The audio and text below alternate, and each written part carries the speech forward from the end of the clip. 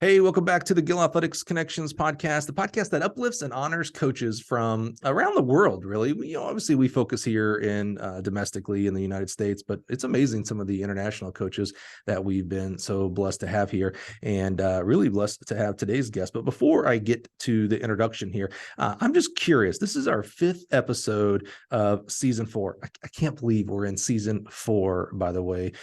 Quite amazing, and it's all because of you being here and listening. If you didn't listen, we couldn't record any. It wouldn't matter. But it's a true testament to the coaches that we have and their journeys in this amazing profession. So this is episode 5. I'm curious. I'd like to hear more feedback. I've had some feedback. I'd like to hear more feedback from you about our new intro song. This is the first season that we've actually had kind of intro song to the podcast.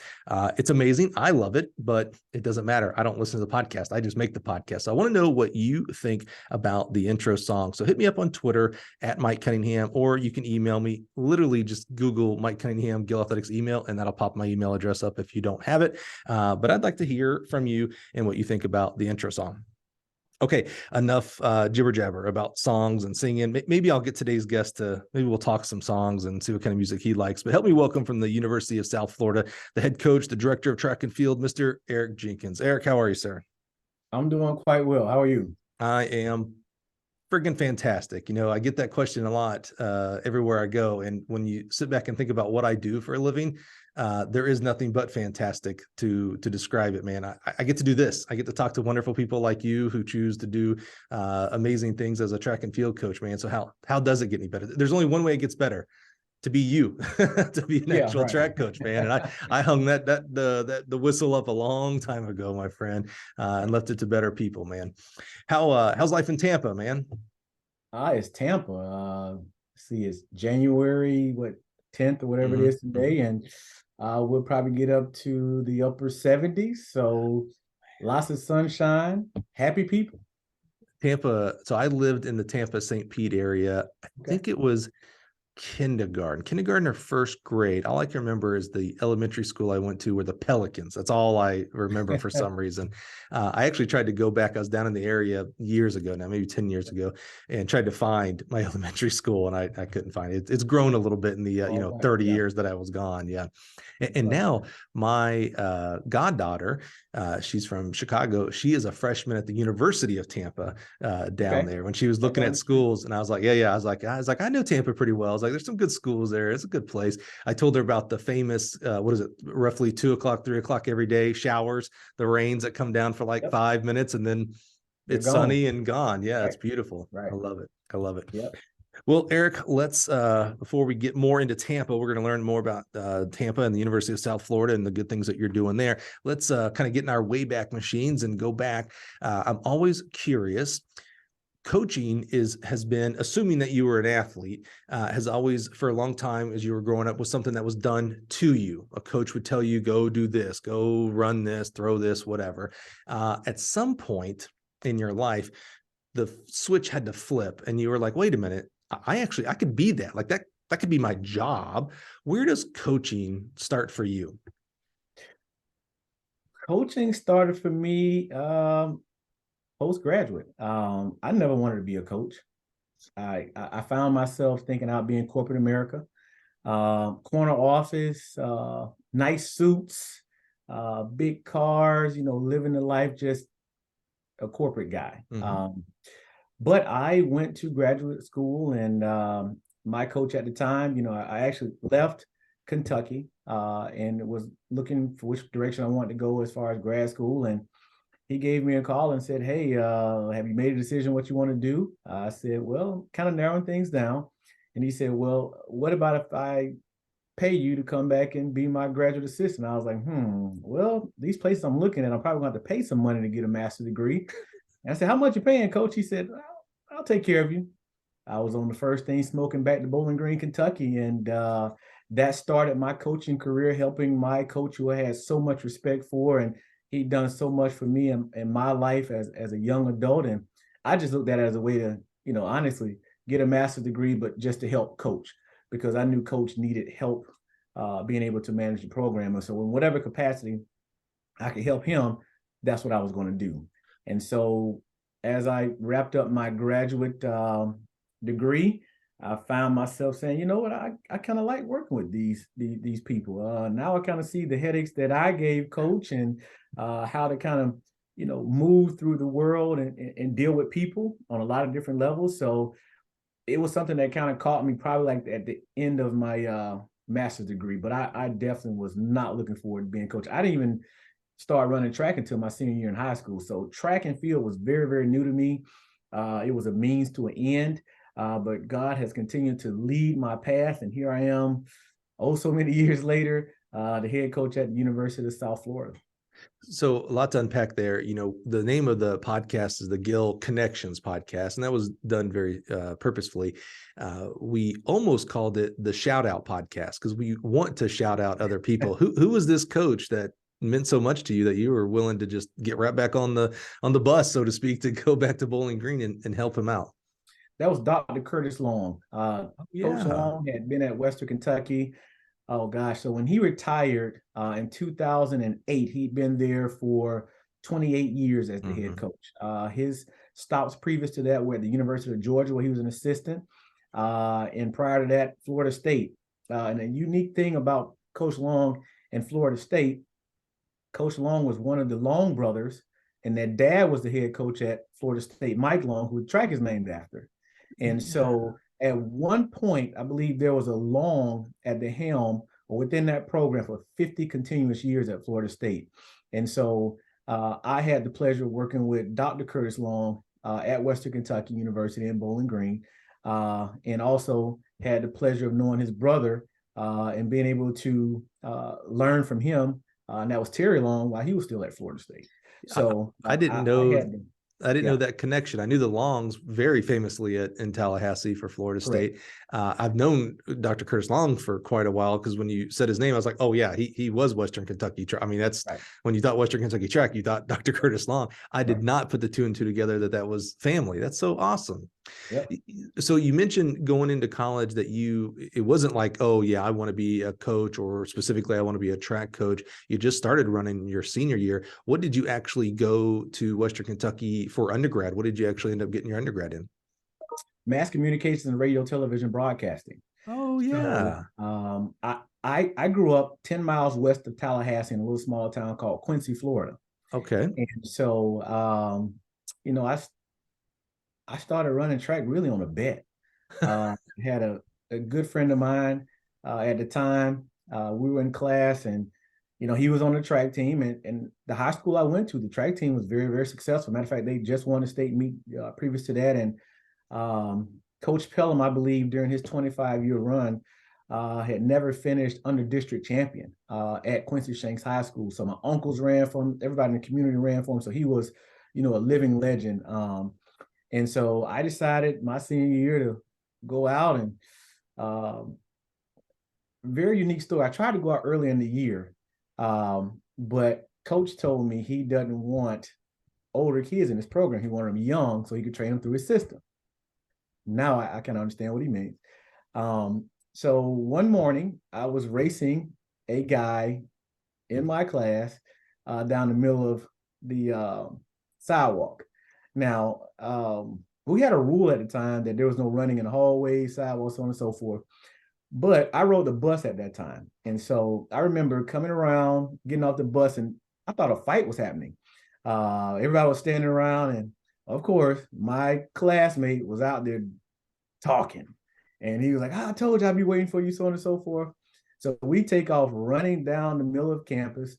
I beat him, by the way. And this was the day when polo shirts. I assumed you weren't telling this story if you lost. No. I could probably call his name right now. We can give him a call. He still remembers, but I'll leave that to another day. But to say all that, we happened to run right into the assistant principal, who was also the assistant track coach. And he gave me an ultimatum. He was like, you can do in-school suspension, or you can come with me and let's go talk to somebody. Now, let's see, I had cousins who worked in the school. Everybody knew my grandfather. So it was like, this is not going to be good. So whatever the alternative is, I'm going with this. Well, he took me out to the track coach. And Coach Pelham turns around, looks at me, He said, I thought I told you not to come out here. We're full. We don't need anybody else. And my assistant coach, who was Coach Gay, pulls Coach Pelham to the side. And to this day, he won't tell me what he said. And Coach Pelham turns around and says, all right, I'll give you a chance. So he puts me on the line in the middle of a time trial, and I have to race some of the guys who were on the team previously, and I won. So I don't know 100 meters from 200 meters from whatever. I just run, I lay out. He comes over, looks down at me, kicks me on the foot, said, get up and get on the bus and be back tomorrow. That was my introduction to track and field. So you said you don't know 100 from a 200. So you weren't a track guy, track kid. You weren't reading track and field news. You weren't looking up to, probably around this time frame is the Carl Lewis and things. None of that. Well, you were like, I track. Knew Carl Lewis only because he was in the Olympics. If they're in the Olympics, you watch the Summer Olympics. Right. But that was pretty much the extent of track and field, other than I knew my uncle had this huge trophy in my grandmother's house where he won the 300 hurdles. Oh, wow. At a big invitation. He also won the state meet and some other things. So he had all these things going. So I knew that. Right. I grew up playing baseball. Yeah, so I was going to ask. Yeah, okay. Yeah. But very, very blessed to have that chance encounter. And until this day, I credit my opportunities from me just happened to run into Coach Gay. Yeah. And him taking me over. And then during my short high school team, because I went out in February, state meet was in April. And so I made the finals of the 400, finished second in the long jump, ran in the 4x4 that won the meet. And we also won the state meet as a team that year. So very, very thankful for those opportunities. And the rest is history. Today we have the luxury of experience and looking back, and hindsight's 2020. It's amazing to me. Here is, I think you said it, chance encounter. It easily could have not gone this way. You could have been sick that day and not rode the bus. You could have not raced. You could have lost the race, whatever, right? But because of that, it led to this amazing journey. I mean, this is like, you look back, that there was a small fork in the road and you easily could have taken the other side of the road there. And instead it led to running at Western Kentucky and now a career. And I mean, to me, that's phenomenal. At the time you thought nothing of it. At the time you're probably thinking, I just want to beat the kid. That's my only thought. Right. And I don't want to get in trouble. I don't want to go to in-school suspension. Okay. That's all I want to do. How do I get rid of that? I mean, that's really quite phenomenal, man. That's amazing. Yep. And when you talk about connections, my high school coach, who sent quite a few, athletes to school over the years, you're getting, your letters and all those type of things. And we had a assistant coach at the time who had been a professional football player. He also ran track in high school, but he would come back in the off season to help out during track season when he was, in the off season. And he told me something that stuck with me to this day. He said, go somewhere where you want it. Go somewhere where you can learn. He was like, you're getting some of these offers, but you're just not ready. And at first I was like, what do you mean I'm not ready? He was like, you're not ready. He said, you have a lot to learn. And then my head coach at the time pulled me. He said, you really need to go somewhere again where you can learn. And I'm like, well, he and the system must be talking or something. And several offers came by, and Western Kentucky was the only one that I really didn't entertain, because I was like, I never heard of that. You heard of these other ones. But my coach said, listen, he's a good man and it's a great place for you to go and continue to grow.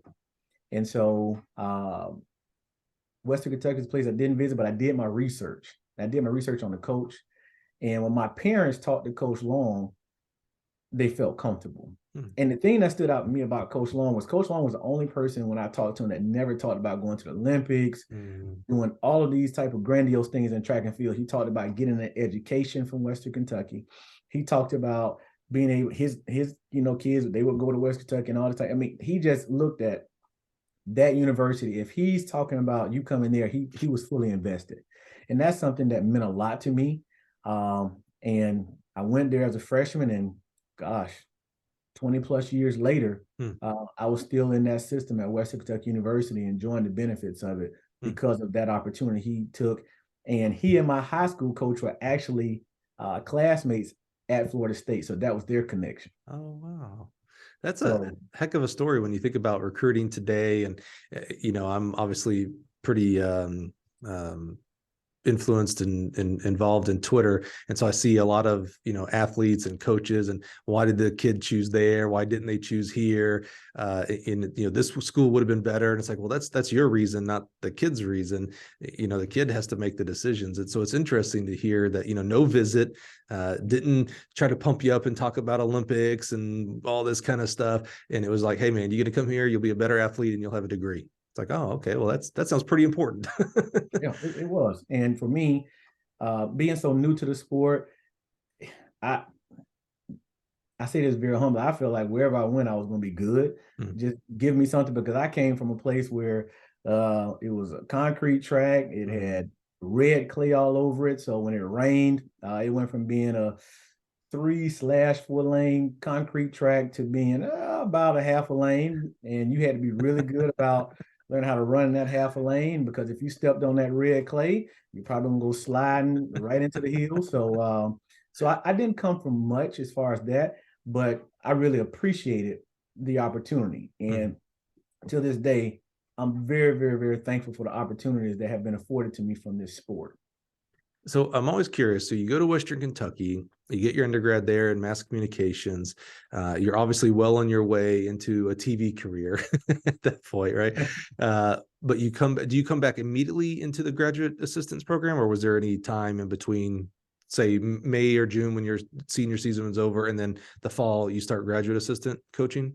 Yep. So it was roughly 4 months. Yeah.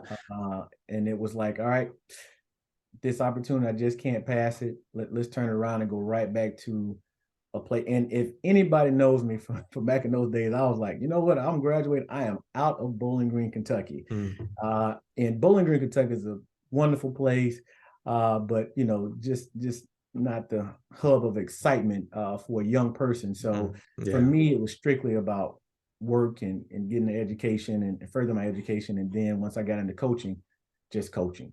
So I'm always curious when an undergrad goes into any kind of, whether it's a volunteer coaching position, assistant coaching position, or graduate assistant position at their alma mater, because you said about 4 months. So within 4 months, you go from hanging with your friends, your buddies, Friday night Xbox games, whatever, to 4 months later, you shouldn't, I guess I should say, do that. There has to be a separation as you go into coaching. How did you handle that? You go from one day being, I'm gonna say boys. That's how I would say it. From Alabama, being boys to, hey, I got to tell you when to line up and what times you got to hit, and if you're late, I got to do something, whatever, blah blah blah.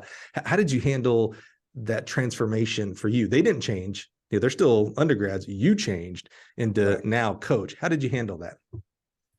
Well, the good thing for me is I had an older, experienced coach. Like I said, Coach Long had been there for quite some time. So me coming in and a lot of the guys that I was on the team with, they were graduating out. We'd all graduated out. So it was a very, very young team as I started as a graduate assistant. So for me, it was, he's the boss. Guys, we're going to follow his orders. And it was always, Coach, what do you want me to do? And I just believe that he was put in that position for a reason. And it is my job, my opportunity to make him look good at what he does. So it wouldn't have mattered what he said do. I was going to do it because he was the boss. This was his ship.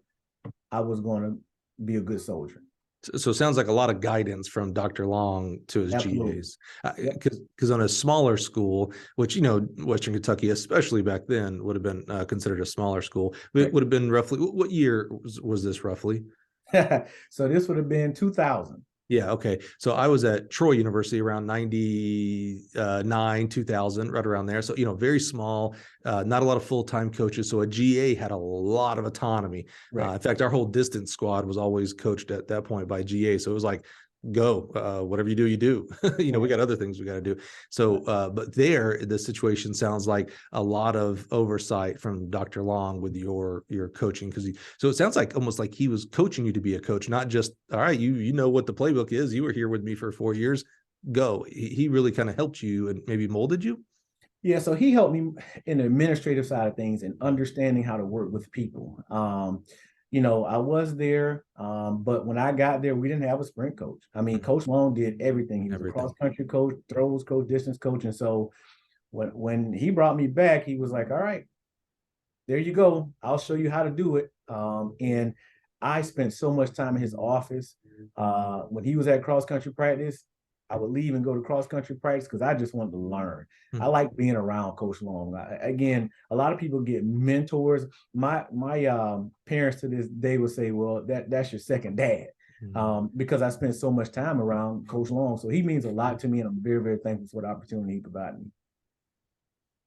And I think you said even through your graduate program, you really not until the end of that graduate program was like, oh, okay, yeah, this is what I want to do. I want to be a coach. So it makes it sound like maybe you weren't doing any kind of formal coaching education programs at this point, because you were still, I mean, you had the informal Dr. Long coaching education, right? But you weren't doing any USATF level 1s or anything at that point. No, I'm trying to remember where my first level 1 was. Gosh, it's been so long ago. I think the most beneficial one I've done that I can remember vividly, and actually I met quite a few people from this one, was I actually did throws up in Colorado Springs. Oh yeah. And very interestingly, I'm sitting in there, and everybody else is 6'9", 300 pounds, and here I am, and they're all kind of looking like, what are you doing here? You're not supposed to be in like the distance. You lost, yeah. Sprint, right. And I was like, no, I'm here to do throws. And as they started talking, some of the people started rolling. I'm like, oh, I know who that is. And strangely enough, one of our alums was one of the people they taught on, Jesse Stewart, who was the NCAA champ. And at one point, Jesse Stewart at Western Kentucky University and Brian Oldfield, who was at Middle Tennessee, were two of the best throwers in the country. And so they talked a lot about those guys. So it ingratiated me even more to the content, because, oh gosh, that's one of our guys, but I learned a lot from that. And even to this day, most people know I am a throws guy. I really like the throws. I always have liked the throws. And you can find me probably at the shot at most meets. And the only other thing that probably gets me excited more is the 4x4s. I like the throws. I've had some very good throws coaches I've worked with. And I think they would attest that, hey, when I'm a person that wants throwers, I like the event. And I think even when I'm talking to other folks about it, for my sprinters, they're like, well, coach, why are you always over at the throws? I said, well, you ought to come over with me. I said, do you think you could be a ballerina in this area? Oh, I said, so what do you think about a guy who's, let's say 6'8", 320? And I actually showed one of the guys a video of Christian Cantwell a couple years back. I think it was maybe 2004 Olympic trials. I think it was in Sacramento, not mistaken. And I believe it was Christian Cantwell, maybe Hoffa, Nelson, and they were just going at it. And he was like, that big guy? I was like, yeah. So you have to look at the artistry behind those individuals in this small circle. And it's, man, to see that shot come out of there, or whatever implement may be, there's a lot that goes into it. And to continue to educate other people outside of just the sprints or the jumps, what they normally see me around, to that. I mean, even in the fall, we kind of have a team day where this year they had to learn to throw javelin, everybody. Last year they did pole vault. We've done shot put. So it's trying to bring in a full gamut of understanding for this wonderful sport we compete in. You sound like a secret wannabe thrower, man. Who knew this? Sure, but I've got bad knees now, all kind of stuff, but no, I like the throws. I always have. I love it, man. No one thought today, with the people that know you or think they know you, were like, oh, yeah, we're going to have a whole talk about throwing. I love it. So let's keep moving forward. You finish your graduate degree there at Western Kentucky. So is this when kind of the switch flipped? It's like, oh yeah. Oh, hold on. This is what I want to be. I want to be a track and field coach. Not really. I mean, Mm. I liked it, but I was still at that point trying to figure it out. Mm. And I had other offers in corporate America to go into. And quite honestly, one of my fraternity brothers at the time was back in town. And we were sitting down having early dinner, just kind of catch up. And I remember him saying, he said, "Man, you got a great situation." I was like, "What are you talking about?" He was like, "Man, yeah, I work here." I mean, he'd been working downtown Chicago. He worked Nashville. He worked New Orleans. He was like, "But you get an opportunity to do something you love to do." And I was like, yeah, that's right. He was like, "Don't be in a hurry to come to corporate America." He said, "Because it's not what you think it is." And I'm going, "But yeah, you're making this, you're making that, you're making that." And so from a financial standpoint, I definitely was not ingratiated to coaching, because I feel like I don't want to take the vow of poverty to say I'm coaching. But if you talk to anyone who's been in this business, they will tell you probably very, very quickly, I'll probably say 98% of them, that you're not going to make a lot of money in this. And I remember Terry Long telling me that early in the career. He was like, "If you want to do it, and I think you can," he's like, "you can't do it for the money."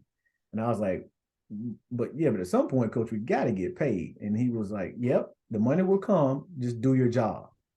And that's what I did. I just did my job. And so after I graduated, wrapping up graduation, I kept helping Coach Long out kind of like as a volunteer. And then I got my first paid position of $2,500 for a year. And, I wasn't jumping up and down about it. I got another job. I worked at Best Buy, and I actually worked at Fruit of the Loom at night to be able to pay my bills, quite honestly. And so at that point, I'm like, all right, we had some pretty good kids in the program. The first young man I ever recruited actually ended up finishing sixth in the 100 meters and seventh in the 200. And then by 2004, and in that same year, I had the fastest football player in the country, who was actually a true freshman out of Indianapolis, Indiana. He ran 10:19 for 100. He finished, I believe, ninth that year. So early on in my coaching career, I got an opportunity to go out and really work with some good young men and young ladies. And so that opportunity just blossomed into other things. And by that time, I was all in. And all right, coach, where are we going? I'm your guy. You mentioned your first paying job part of the career was $2,500. That was at Western Kentucky. So it was like a intern stipend type of position. That, if you want to put it that way, sure. It was $2,500. So I don't know what bucket of money they got it out of, but it was 2,500, 75, and 12.5. And I remember when I finally became full time, which was like maybe 4 or 5 years into it, I was willing to do whatever needed to be done to be successful.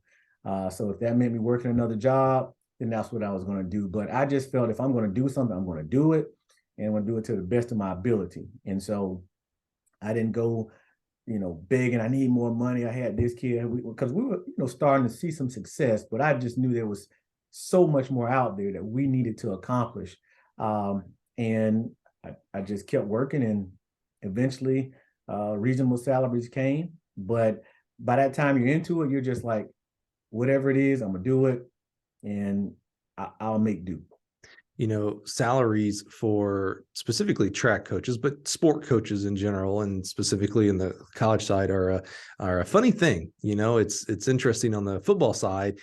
When someone signs a contract, when Kirby Smart at Georgia signs a contract, whatever, like it's public knowledge. Like, signed a 5-year extension. In fact, as we're recording this, the championship game, I don't know if you could call it that. The last game of the college season was last night. And right, as you all know, 65-7, it was amazing. But this morning, when I went up to go to the gym, there was a tweet about, he added like $250,000 bonus for winning the championship game. And then so that brought his salary for the year to 11.6 or whatever. I'm like, within 12 hours of the game, we knew how much this man made in 1 year. On track coaching side, it's very interesting. I'm not sure, I don't know, because I'm not in the football coaching world and baseball coaching world, et cetera. But in the track world, exactly what you said is what is most commonly said. Oh, if they'd pay me $1, I'd coach track. Or, we don't do it for the money. And I get that. I push back against it, to be real frank with you. Yeah. But I get it because typically, at least all the track coaches I know, they're very passionate people. They are in it for the quote unquote right reasons, the kids. I get that. But then I always add, however, you have to be taken care of, and not just for you. And I think track coaches generally push back against that because it seems very selfish. Like, oh, if I pushed for more money, well, that's about me, not the kids, et cetera, et cetera. Well, it's actually not about you. Part of it is about you. Sure, you need money for all the things that you want to buy, but that money also takes care of your family, takes care of your passions and interest outside of your job of coaching track and field as well. We just simply have to pay coaches more, and we have to pay them more earlier as well. Like I don't believe in this. My first coaching job, in today's world, easily could be 17,000, 18,000, 20,000. You can't live on that. You literally can make more the proverbial going to McDonald's and flipping burgers jobs. We're paying $15 to $20 an hour there for 17, 18 grand a year. You ain't making that much, especially don't even count the hours, right? I don't even talk about 40 hours because you ain't doing 40 hours, you're doing 400 hours in a week. So I'm always kind of pushing back on the, I was just happy to make this and X and Y. And it's like, no. Please, like we need to stop applying for jobs that are paying 25,000, to be real frank. That they pay 25 because they'll get 100 applicants that'll take it. Yeah. We have to stand up for our profession because we have so many great people that are giving to our athletes, and to continue getting higher quality and passionate people, we have to pay them respectfully, or we'll continue to lose them to other jobs that are out there, and we'll lose great people that should be track coaches that are out there. So, all right. Well, I think a big, and to kind of go on that, I think a big part of what, to stay in that vein, a lot of track coaches, especially some of the older ones, like you said, weren't willing to push the envelope. And, the days of coaches staying somewhere for like 20, 30 years, there aren't a lot of those guys, right? Now, I hope I am one of them, because I was at Western Kentucky for 11 years as the head coach. I certainly hope to have a quality tenure here at the University of South Florida. But if a good friend of mine who was probably one of the best football coaches, young minds around, he told me a long time ago, and he's had some pretty prestigious stops. He said, Eric, the difference between football coaches and track coaches? And I said, what? Fill me in, please enlighten me. He says, well, you guys hope to go somewhere and die. And he said, we're football coaches, we hope to go somewhere and get fired up. He said, and what I mean by that, he's like, you go somewhere, if you do a good job, your coach might stay there or take you with him, or a new person comes in, you get fired up, but you do a good enough job that you can move on. Because a lot of football coaches, they aren't making what Kirby Smart makes right now, and that's across all levels. So that's honestly a misconception, because I've seen a lot of football coaches. I've been around some really good football programs, and they don't all make it there. Now, obviously, if you're at Georgia and some of the SEC schools, things are already built in, and even the Big Ten now. But when they first start, they didn't start at at Ohio State as the OC. So understanding that, but also even as a head coach, it's my responsibility when I do try to bring new people in to be able to talk to my administration as to why I can't pay this person $20,000 to come put in, umpteen amount of hours, just because we're not going to get what we need out of them. And they can't survive. And then that not surviving, I've got to go and find a job just to be able to do this. And so you're not getting the best of that person. And so I think as we look around the sport now, salaries are starting to increase, and they're providing more resources outside of just the coaches. You've got some programs have 2 director of operations. They've got recruiting coordinators. They've got a lot of things at their disposal. And I really hope that becomes a norm. And I'd love to see them be able to provide our sport with more coaches besides just 6. Because when you think about it, football has 10 paid coaches, and they'll say, oh, yeah, we have 115 guys. Okay, great.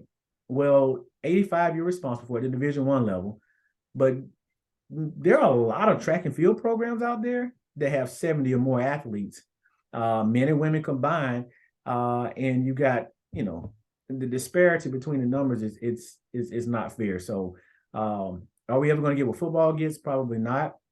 But I certainly believe as a body, we need to be working forward to try to provide more opportunities for our sport.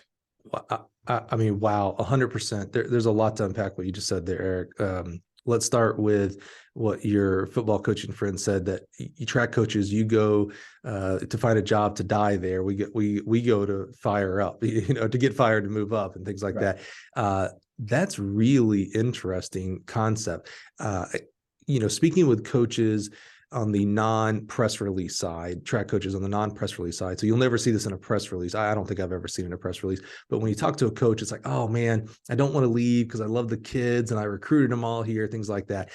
Now, again, full disclosure, I don't talk to football coaches personally like I do track coaches, but I don't know that I've ever heard football coaches say, yeah, I didn't want to leave from Stephen F. Austin to go to TCU because I recruited all those linebackers and I love them like family. And so I stayed at Stephen F. Austin and made a lot less.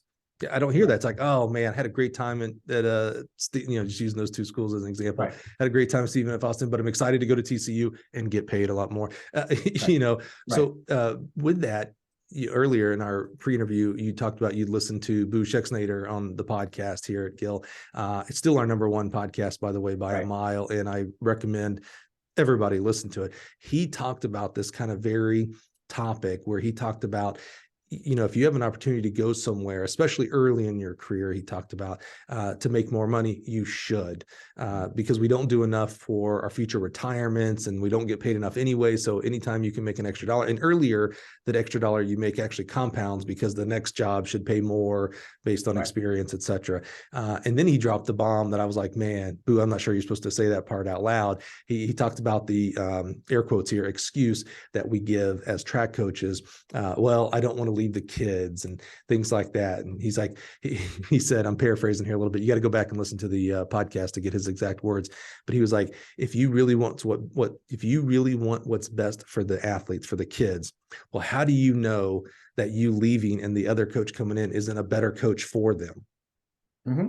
And I was like, man, our ego doesn't allow us to say that. What does our ego say? No, I'm the best coach for these kids, So I just thought that fascinating of just, again, that's why I push back more and more on the, I'm just happy to be here. I do it for free and all that kind of stuff. And it's like, man, I've never heard an accountant say that they'd be a CPA for free. I've never heard of a lawyer saying they would do it. Actually, there is some pro bono lawyer, but you know what I'm saying. The other thing to unpack there is the number of coaches that we have. You used the football example, which is a great example, right? I mean, they've got a tight end coach, a right tackle coach, a right guard coach, a center coach. I mean, it's quite amazing. Quality control. They got 5 film guys. I mean, it's quite amazing. Quality analyst, all these kind of weird spots that they've created. Bravo to them. Basketball is another one. They've got like 15 kids on the team, and they've got like 4. How many coaches they have? 4 or 5 coaches. I thought it was 4 or 5. Yeah, it's a lot. I mean, they got like a 3-to-1 ratio, and it's like, really, guys, we're dealing with 50, 100, 150 athletes of wildly different events, much like football. Receivers different from running back, etc. But we do it. A lot of places are doing it with 1 coach, 2 coaches, 3 coaches, a volunteer coach. If you're fully staffed, you're 6 with a GA or a volunteer. It's not enough. We need more into this profession, but we got to pay them to get more higher quality people into the profession. Right. I had a young man talk to me a couple of weeks ago, and he said, well, I really like being here. He had some other opportunities, and he said, well, should I leave? And I was like, well, you should leave if you believe it's going to put you in a better place when you're an old man. He was like, yeah, but I've got these great kids here now. I said, and great kid. Coach told me this a long time ago. He said, you never stay anywhere for the kids. Now, I have thoroughly enjoyed all the athletes I've worked with, but I would never stay for a kid because guess what? Everybody has a terminal date as far as education at your institution. So you bring a junior college kid in there, you probably got 2 years and they're going to graduate. High school kid, 4 years, they're going to graduate. Transfer, however many years. So they're going to leave you at some point. But if you stake yourself to that institution for a kid, then you're doing a disservice to your future kids, because at some point you're going to retire. I had a conversation many years ago at one of the clinics that was being put on with Russ Rogers and Harvey Glanz. Mm. And at that time, both of those gentlemen were coming towards the end of their career, and everybody knows those guys were fabulous golfers, and they lived it, right? And I'm sitting around afterwards, and they said, "Listen, make sure you set yourself up for the long haul." They were like, "Don't stay somewhere just because you think that's it, and they're just taking care of you, like, because you're gonna have a family one day." And I knew that because my parents had talked to me about it before, but it was hearing it from coaches who've been there and done that and were on that side of their career, and saying, make sure you get investments, know what's going on in your retirement, your stocks, and so on and so forth. And so ever since that day, I'm very keenly aware of what's going on with my retirement. And I also try to talk to other individuals about, hey, put yourself in a situation so when you're in your latter days, as far as retirement, you're good to go. And you also want to be able to take care of your family. Something as simple as, hey, you're at certain states, if you can buy into their educational system as an option for retirement, you can have different tax shelters. But also, if your kids one day want to go back to that state, and they can have opportunity to go there, like here in Florida, we have a program in which my kids will be able to go to school in the state of Florida, whether they get a scholarship or not, because it'll be paid down long before they go to school. We haven't talked about this specific topic on the podcast for quite a while now.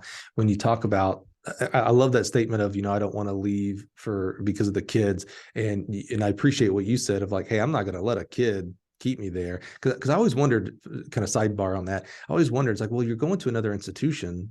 There's other great kids there too. Like, so you never think about losing out. Like, those kids aren't going to have you if you don't go there, if you stay for these kids. And you're right. Their time is finite, 2 years, 4 years, 5 years, maybe at max. They're going to go on. Hopefully they're going to go on if you're doing your job. Right. So what we haven't talked a lot about is the spectrum of selfishness and unselfishness, selflessness. Right. And we think a lot of times, surface level, as track coach, it's like, oh man, can you get any more selfless than being a track coach? You are working with other people's kids, other people's 18 to 22-year-olds. You spend so much time with them. You're taking phone calls at 9 o'clock at night, which I don't like or agree with, but you're always there. And it's like, wow, you're so selfless. But we sometimes forget, especially if we have family, if we have kids of our own, we're not spending time with our partner. We're not spending time with our kid, which means you're being selfish. You're doing your dream of living your career and spending time with these kids on your team, and your kids are missing out on you being at the ball game, just being there in general, playing games, going to movies, whatever, just being a mom or a dad in general. So we tend to think of selfishness and selflessness as this, like you have to be on one side or the other, when it's actually, you got to kind of be like in the middle. Like you have to be selfish for yourself and your family, or you are going to not do the right things for your family to do it for some other kids. Correct. Balance. So I was a person that had to learn that the hard way, especially at my time at West Kentucky. I mean, I was recruiting coordinator. I coached sprints, jumps, hurdles. I did a lot. And you find yourself in the office at 6, and then all of a sudden you look up, it's 11, 12. Oh, and by the way, I got to get up tomorrow and, leave the house at 4 to catch a flight in Nashville at 6 to fly this place. And then you've got your meets built in. So all of a sudden you don't have a lot of time for yourself. Now, at the time I was, single and all that stuff. So, it's different. That's different to myself.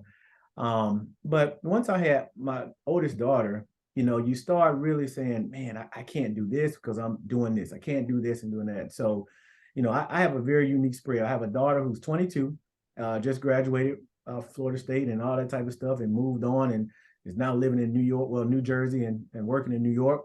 I have a 5-year-old and a 3-year-old. And so some of the lessons of not being able to do certain things with my oldest daughter have really helped me focus on, all right, you know what? I've hired some really, really good people around me. If I need to go to this play and I don't have something that is pressing for me to be in the office, or I just communicate with my staff and say, hey guys, I really need to go see my kids Lion King play this morning. If you need me to do anything, text me. I will get to it as soon as I can. But hey, I'm leaving you responsible for this. And I've got some very, very competent people around me that I feel comfortable doing that when I couldn't do that at one point in my career. Let's put a pin in that. Let's make sure, and when we get to South Florida, let's talk about, because what you're talking about there is hiring, trust, and then also the dichotomy of how you're working with your profession and your personal life, and how you lead your staff to that as well. How, like, I love the example you gave. We're going to come back to it and we're going to see if you are doing that with them as well. I have a feeling you are, but let's circle back to that as well. Put a pin in that and come back to that in a little bit. So let's keep going with the career here, the path. So you go into becoming a full-time assistant. You're finally making more than $2,500 for the year. Bravo. Right. I'm sure your first assistant job, you made it all the way up to $25,000 for the year. Still not enough. Right. But how long were you an assistant, and when did you become the head coach? And then let's talk about becoming the head coach, not only the head coach, but the head coach of your alma mater. Right. So I became the head coach of my alma mater in January 1st of 2008. Grad school, 2 years. So totality, I spent 8 years postgraduate to becoming the head coach. So it was a quick ride, but it was a lot learned in that scenario within that 6 to 8 year window in which I really had to figure out what was going on. And like I said, when I actually became the head coach, I wasn't going into it like, all right, I'm gonna do this so I can become the head coach. I felt that was my coach's position. And if I was meant to go somewhere else to continue my career, that was fine. I had opportunities. But Western just kept bringing me back to center. Again, I wasn't staying for the athletes. I was staying for the opportunities. I got to learn so much at Western Kentucky because we didn't have a lot of resources. So I had to learn to be the recruiting coordinator. I had to learn to coach a lot of events. I had to learn how to do things from an administrative standpoint. So Coach Long didn't have to do everything himself. And I just became a student of the business. And I think a lot of coaches, in my humble opinion, aren't businessmen or business women. They want to just go to the track and just coach. That's great. Trust me, that's the best part of my day. But I also realize I'm the CEO of this business model.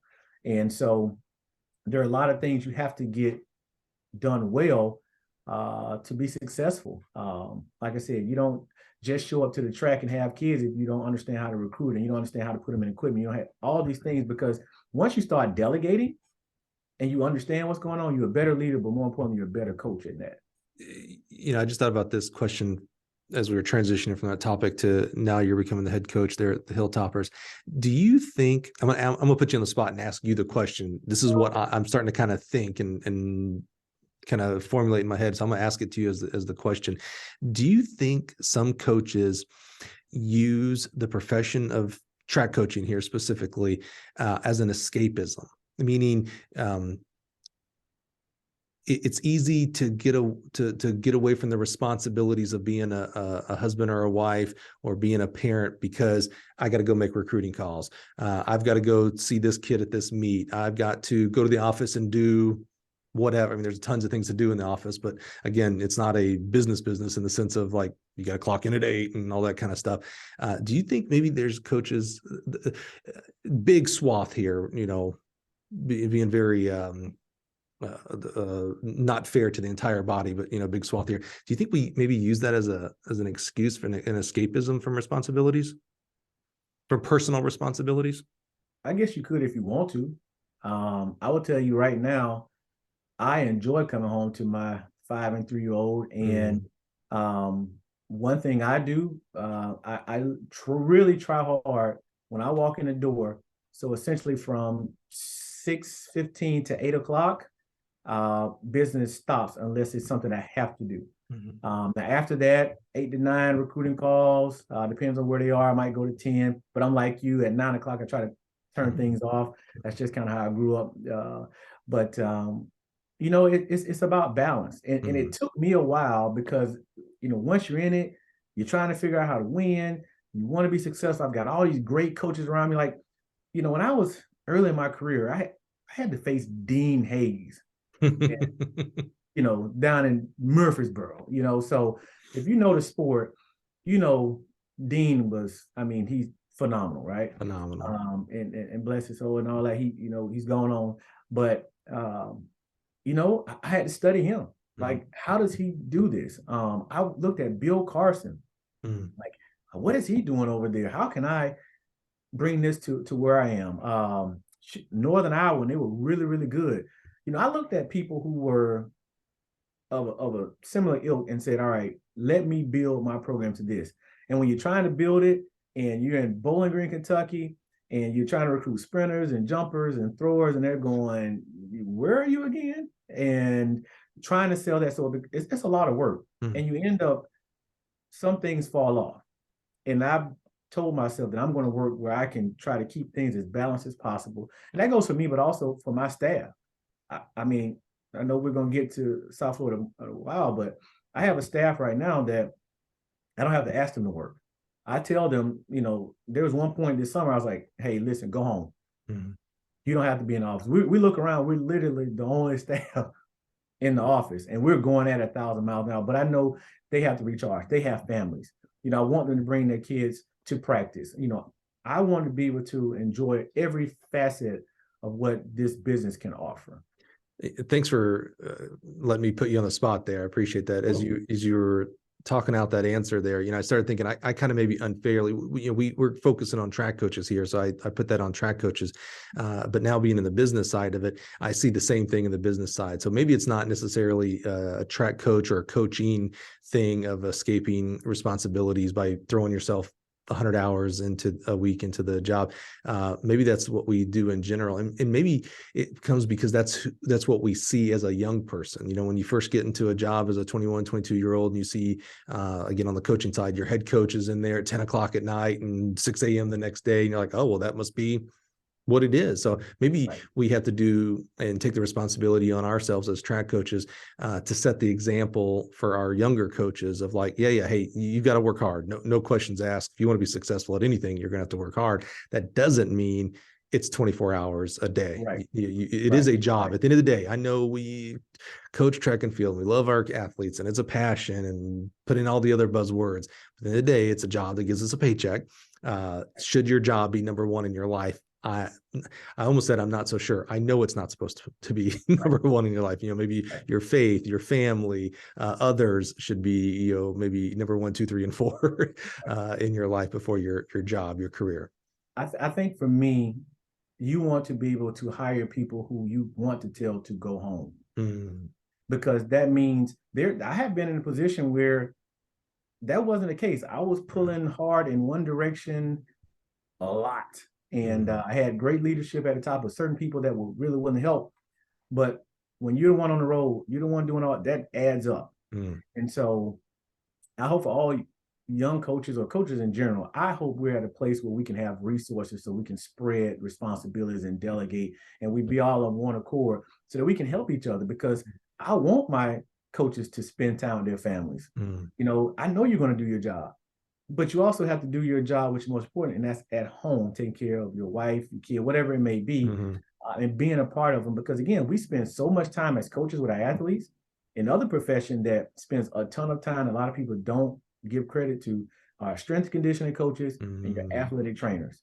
Oh yeah, they put in some serious hours, and I often, me personally, I try to really praise them, give them opportunities, because I know what they're doing. And the same thing, there have been times in which we wanted to do certain things, and I had to tell my coach, like, we're not doing that, because coach is here from 5 a.m.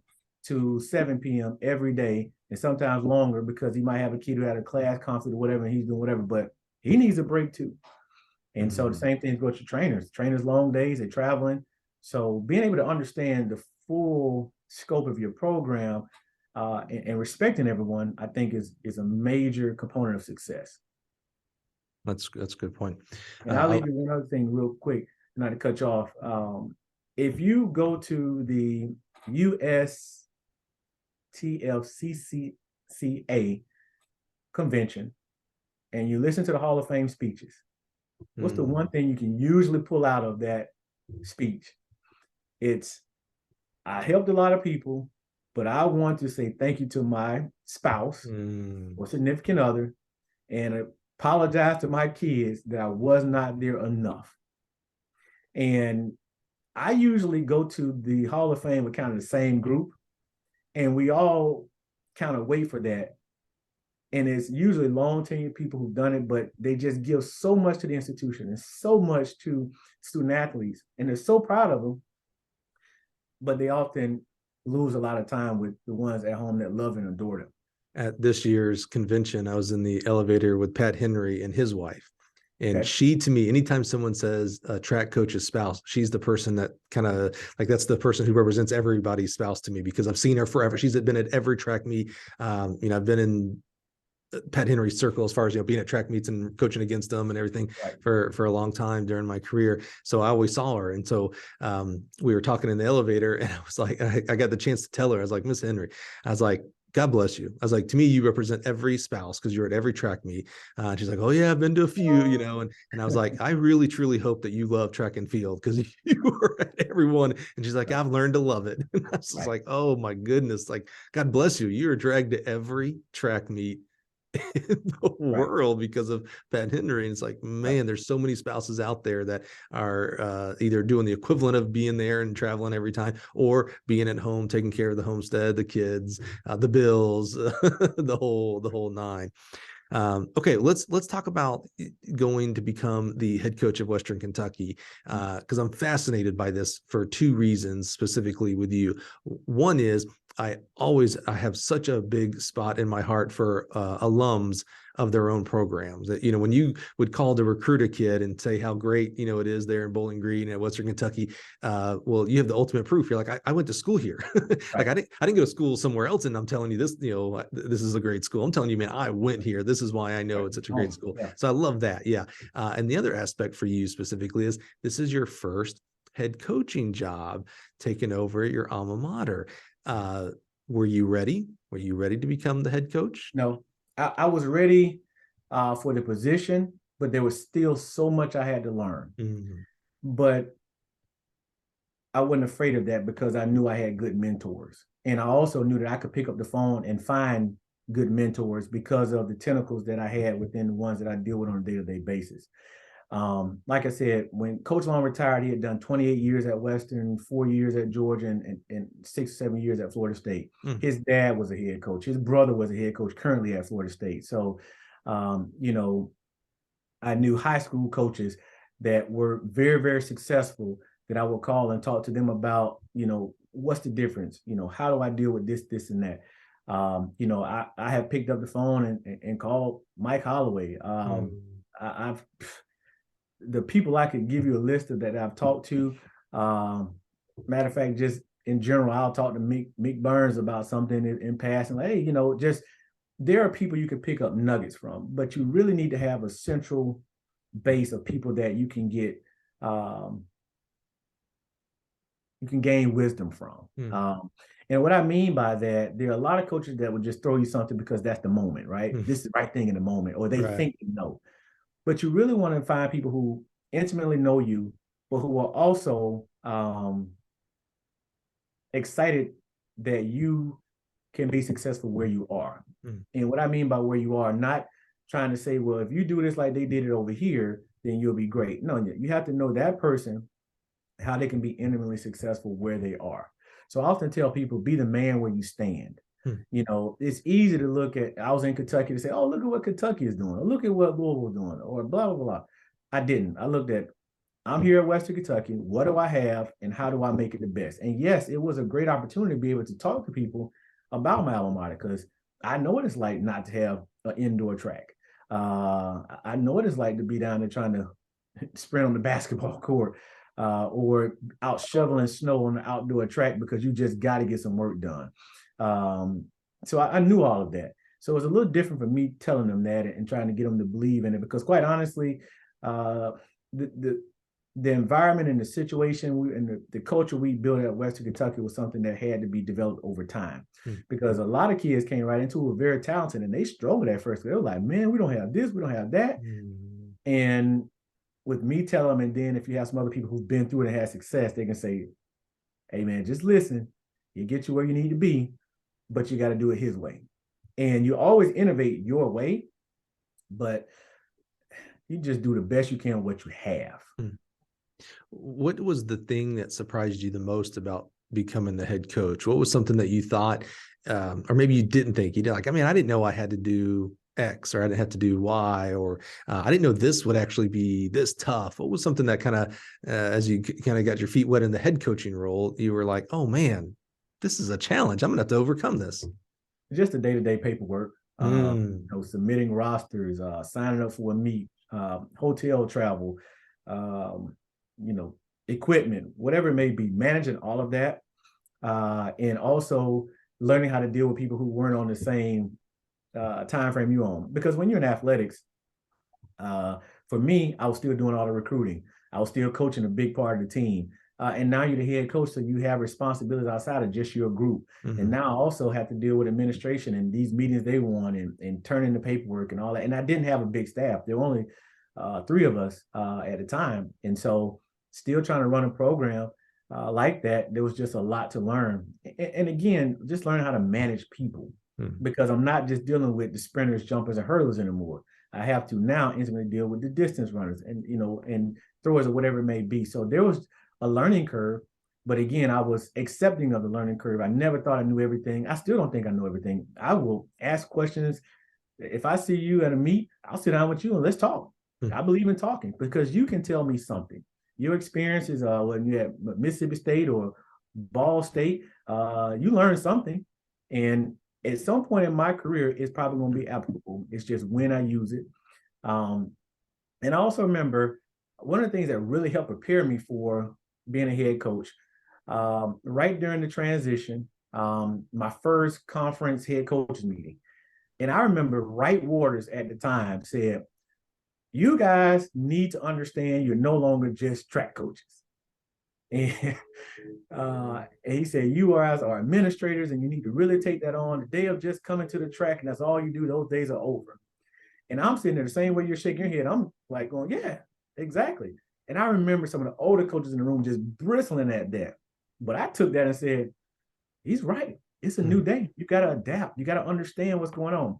And from that time when he said that to even the time now, I'm still adapting, understanding how to be a better coach within the current environment that is the NCAA, or where I currently stand as the head coach.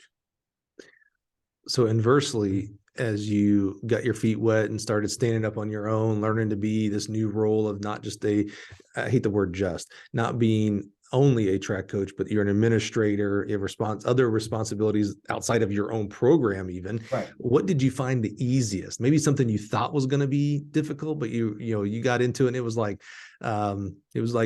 chewing gum, man. You're like, oh man, I don't know why I was worried about this. This is pretty easy. I flowed right into this part.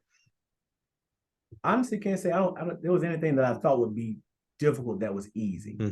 I looked at everything as a quality challenge, and I wanted to master the challenge. I didn't shy away from any of it, but I didn't think anything would be very overwhelming, because I asked for so much responsibility prior to that, because I felt like if I'm in it, I need to learn everything.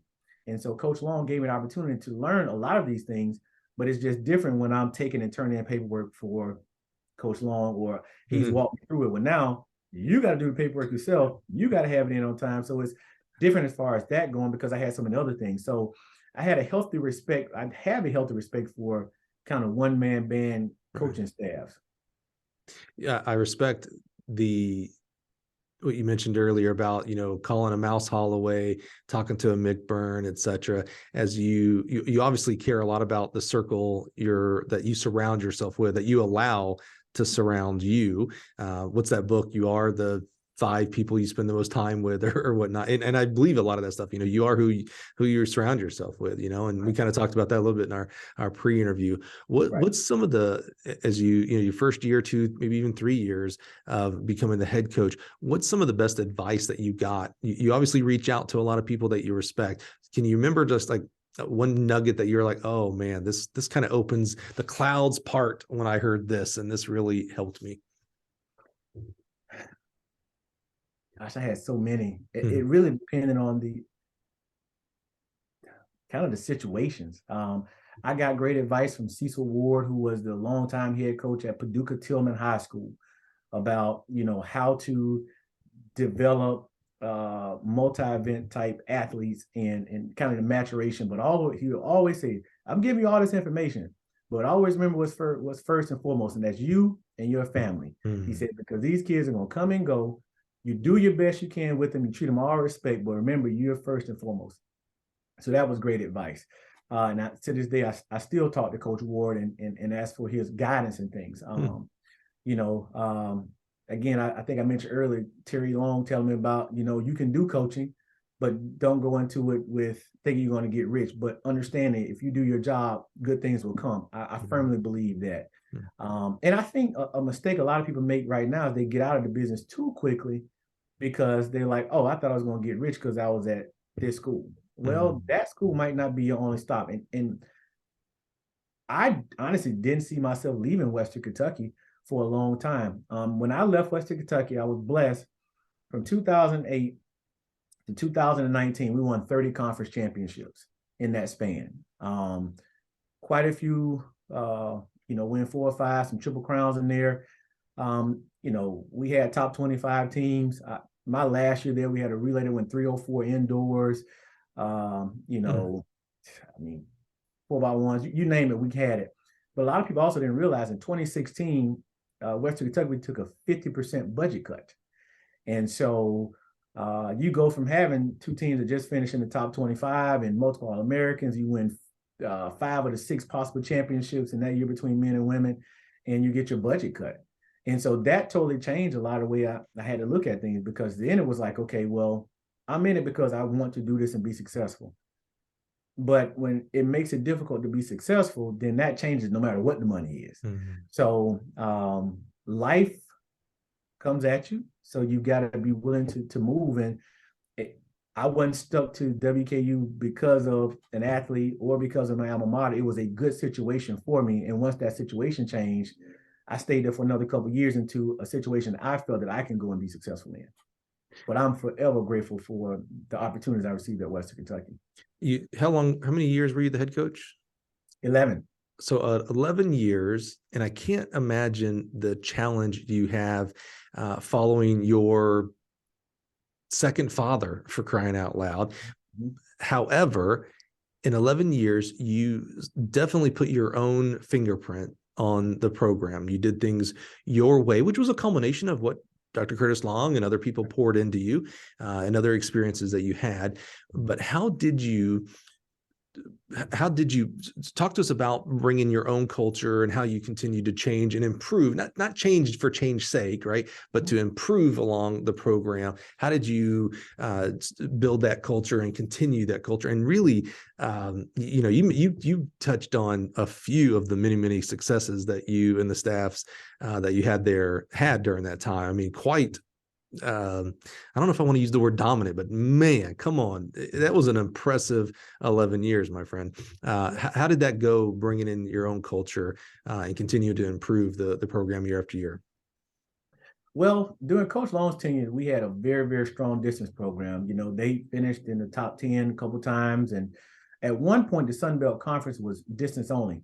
So history lesson here. When Coach Long took over the job in 80, they moved the Sun Belt Conference from the OVC, in which the Sun Belt was track only.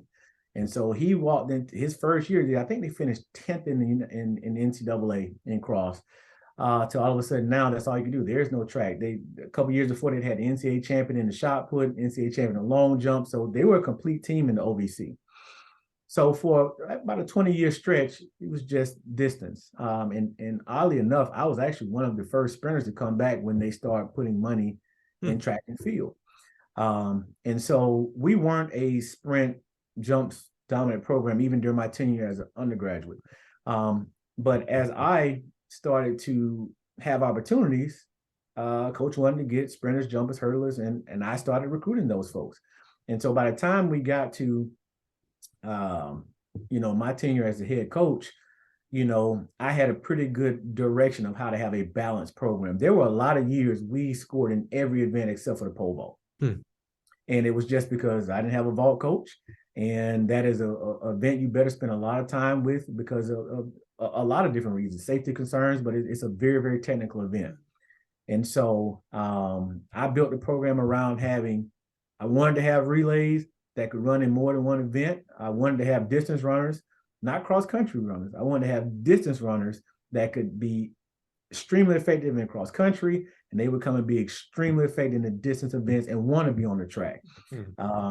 We had throwers, guys who finished in the top 10, several All-Americans. So I prided myself on going out and trying to have a balanced team and knowing that I had to deal with, again, Dean Hayes at Middle Tennessee. And we were actually the school furthest north.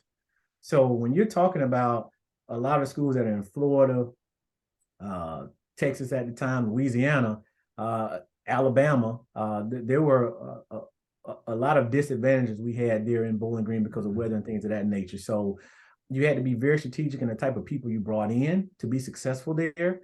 And I think we got pretty close to getting that about right a lot of times.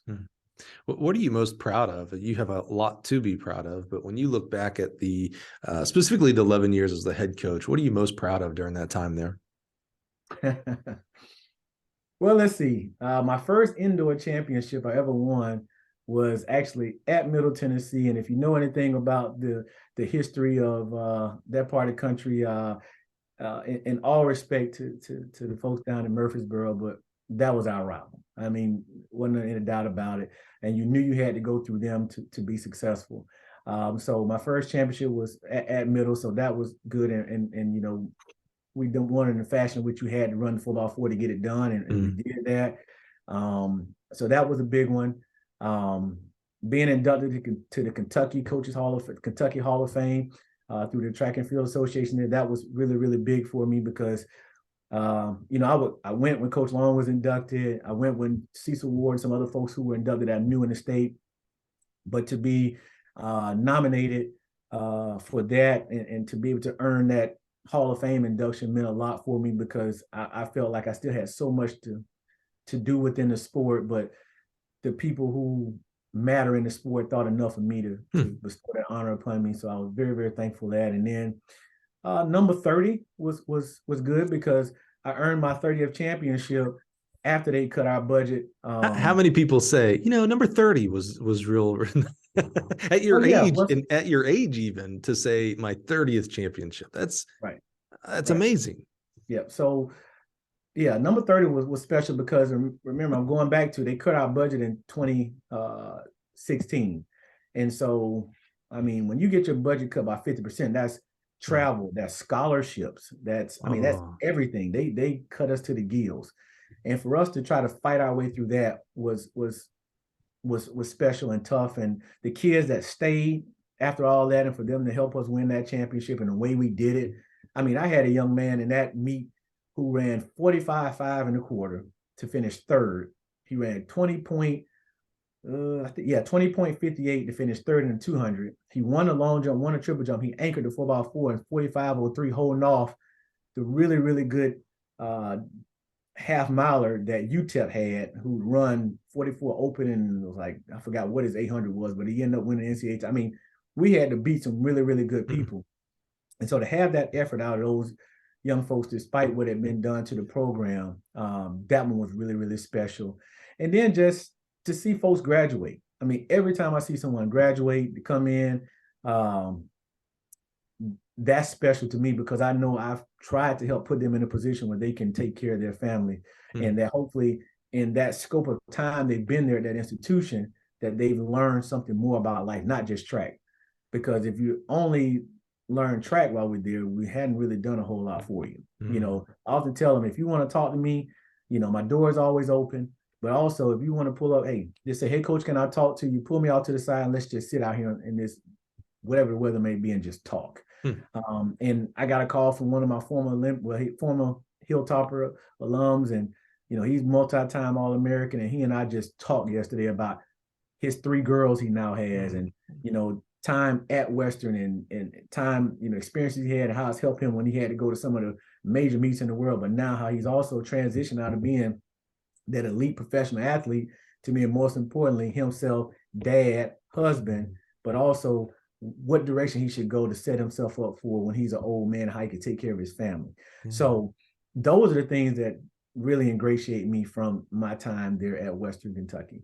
All right, before we transition off of Western Kentucky and head down south here to Tampa, what the heck is a Hilltopper? So we are on one of the highest hills in Kentucky. Yeah, I went to my alma mater's Troy, and right. One of the first football games I took, actually we had just gotten engaged. She wasn't even my wife, was the Troy at Western Kentucky game, and I'd never been on campus before. But oh my God, walking to the stadium, I swear it was going uphill walking to the stadium, and then when I was going back to my car, it still was uphill. I don't know how that worked there in Bowling Green, but it did, man. It is. So hopefully you came to the game when we had two sides of our stadium, because at one point it was just one side of the stadium, two levels, very, very unique. Yeah, two sides, but and it had just been built. Yes. There you go. There you go. All our football players would say, hey man, they come into the Cyclops, to play. So very, very unique place there. And the Hilltopper came out of that mythical part of the hill. And so you look at the earlier sketching, it looks like somebody bursting out of a mountaintop or whatever, and then it has now evolved to one of the most recognizable mascots in the country, who is Big Red. Matter of fact, it was a couple of years ago they got into some legal wrangling, because I think somewhere in France they had a Big Red over there, and we had ours first, and it became a big deal. So, but no, it very, very popular.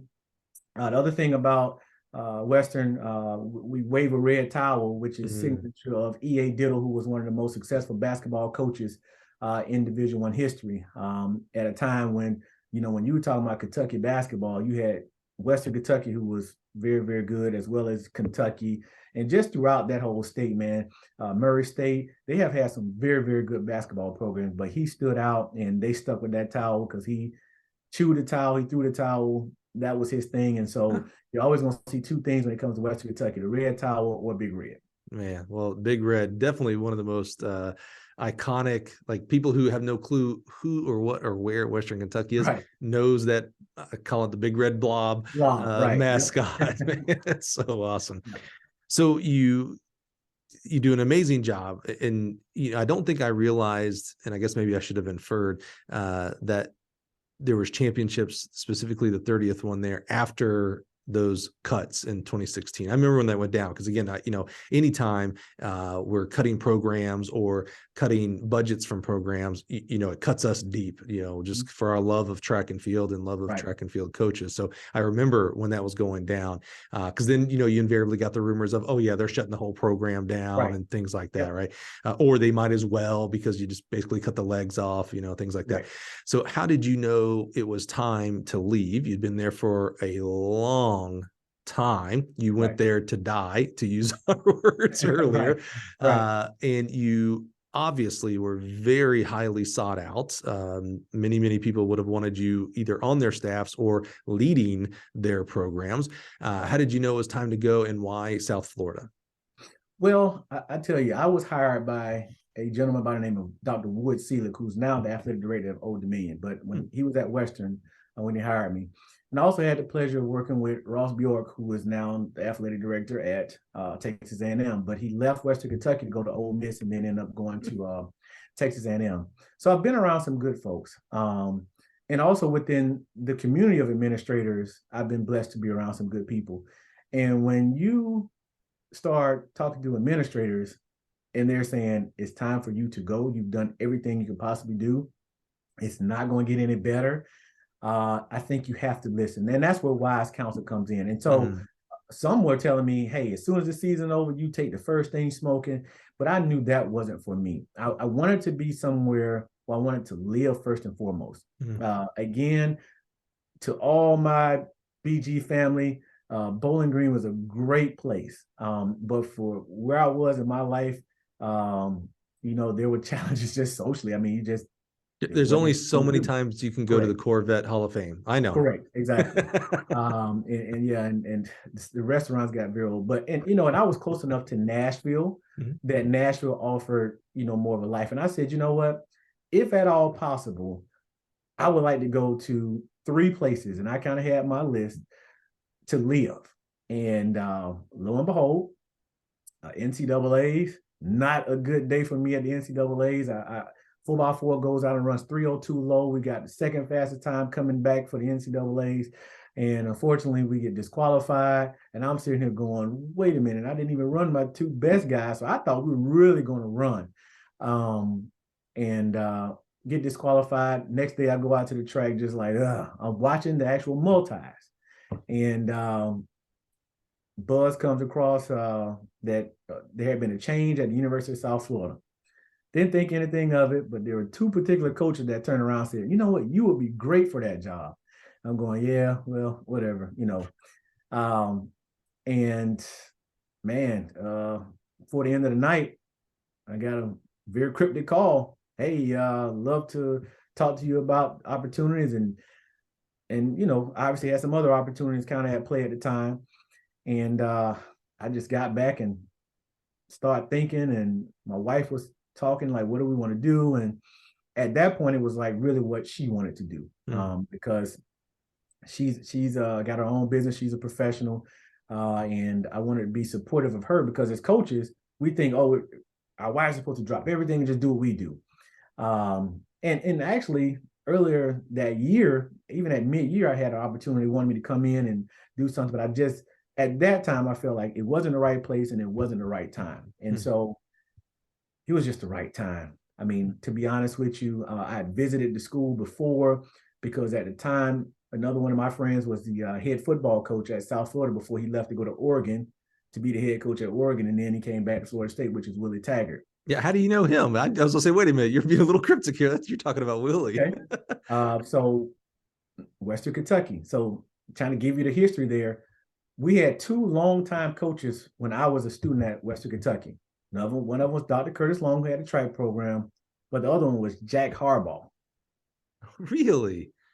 Jack Harbaugh, father John Harbaugh, and so the Harbaughs, well, now Michigan, their dad was the head football coach at Western Kentucky. Wow. Willie Taggart is a class ahead of me, and he's from down in Central Florida. And so we knew each other because once you come to a place like that, you kind of know who the athletes are and where you're from. Right. And we're Florida guys. And since day one, I've known him at Western Kentucky. Wow. And to this day, we still, he's a guy I know and can confide in. And do you ever, so this is interesting, using Willie as an example, and good friends with him and the success he's had, and definitely a guy, and I mean this in all the right, this is not, since you're friends with him, this is not a dig at him. It's easy as a public figure to make digs at him, right? But he has certainly gone to places and gotten fired and moved up, and I mean that in the right way. I mean, you named the places he's been at, man, and I love the guy. I mean, I actually think he got some raw deals at some of the places he was at. But do you ever think like, man, maybe I should have done football coaching? Well, when you say that's a whole nother thought process, because there have been times when, hey man, I know you're doing your track thing, but why don't you just come on as a full-time, strength ditch or a speed guy and this and that? And I'm going, yeah, but I also know and understand that football can be very, very fickle. Sure. And for all the success stories you see, there are a lot of bodies that's on the side of the road. And so you have to understand that. So my path is track and field. Now, if they want to hire me as a person to work specifically with and pay me more money, I think I could find some time in my day to do that. But no, I am passionate about this sport. I think we have great sport. They believe in football and basketball, but this is what I do. But I mean, just in my tenure alone at Western Kentucky, man, 5 head coaches, David Elson, who's at Purdue, or was at Purdue this past year as an assistant. Willie Taggart came in when our program was in the toilet, and he built it and recruited. I mean, there's still benefit of things Willie Taggart did when he was there. Mike's last name. He was just the interim head coach at Colorado before Deion Sanders became Mike Sanford. Jeff Brom, who left Western and went to Purdue and now is at Louisville. And then Tyson Helton, who's still there right now, doing a fantastic job. So been around some good guys. Oh, and let's not forget Bobby Petrino. I was there with Bobby Petrino before he went back to Louisville. So not all of them were good coaches. Not all. Well, X's and O's. Again, public figure, easy to make shots at a Bobby Petrino and right, such. Right. And I certainly understand that. But when you're talking about when you're talking about management and all those things, hey, that guy understands it at an extremely high level. And one thing, I spend a lot of time around the football guys because, again, they have so many things already built into how to be successful that you had to use them. If you want to learn how to use recruiting and some of the recruiting systems they use, go talk to football. New rules and all that type of stuff, talk to football. They are just 10 times ahead of where we are a lot of times as track and field, either other sports. So if you're not utilizing your football staff's expertise, then I think you're doing yourself a disjustice. And hopefully you have a relationship where you can have, those conversations. Even when I got to South Florida, I had a very, very great opportunity with Charlie Strong, who was the head coach here at the time. So, and then we brought in Jeff Scott, who was the OC at Clemson before coming to be the head coach here at South Florida. And so now we've just hired a new football coach. So I hope I'll have the opportunity to work with Coach Gulch as well. So there are a lot of positives about the places I've been and the people I've been able to meet. So as you started getting your feet wet there at South Florida, what were some of the differences, like major, not counting the big budget cut that you had to go through Western Kentucky, but just in general, as far as culture or style, what were some of the biggest differences that you had to learn new ways? I know every track's 400 meters, but not every track program operates the same, and not every athletic department operates the same. So what were some of the nuances you had to kind of learn and work your way through there in Tampa? Well, the big thing is just learning South Florida. At the end of the day, a track meet is a track meet. I truly and firmly believe if you play football, a football game is a football game. But in order to get to that point where you can put quality people in that sport to be successful, you have to really learn the environment in which you work in, whether that be in the athletic department as well as across campus, the city you're in. There are just so many things that you have to learn about it. And when I got here at South Florida, they had spurts of success. Bob Brayman is actually, who head coach at Florida State, actually worked at South Florida for a long time. And so still coming in and seeing some of the stuff that Bob had to deal with back then, it was like, we got to make some changes here. And luckily, I have a very, very, very dynamic athletic director, Michael Kelly. He came in and said, listen, I know we aren't where we need to be, but if you give me a chance, I will give you opportunities. And I took a step out on faith because, one, I wanted to be in Tampa. Secondly, I thought this place has nowhere to go but up. And I felt like he was the right person to give opportunities. And now I'm keenly aware good ADs leave because, like anything, if people want them. But he is generally interested in being here.